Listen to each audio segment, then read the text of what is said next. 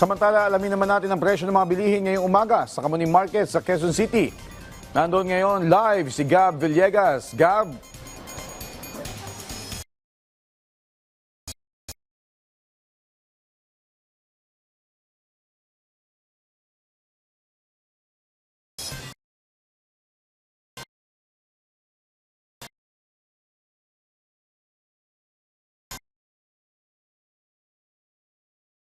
Josh,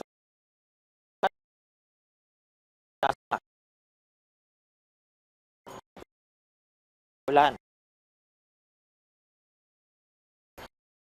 No, hihim na mabago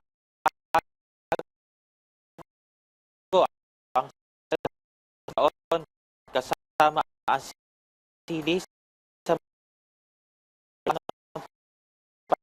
palalaki ng DA ay ang 100 pesos ang isang kilo ng siling labuyo habang nasa 100 kada kilo ang munggo. May ilan naman mga kado ngayon ay 200 pesos na lamang kada kilo. Ang presyo naman ng bawang mula sa 190 pesos sa 200 doon noong ay nasa 200 bangko. Batay naman doon sa price monitoring ng DA kahapon ay doon sa mga nabanggit na gulay ay hindi naman nalalayo itong presyo ng mga nabanggit na gulay doon sa naging price monitoring ng DA.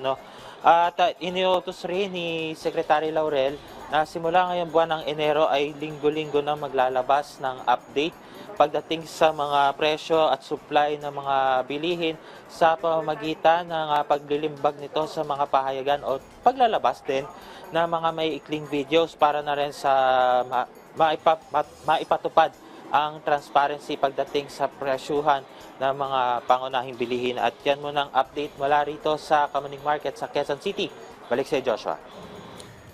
Maraming salamat, Gab Villegas.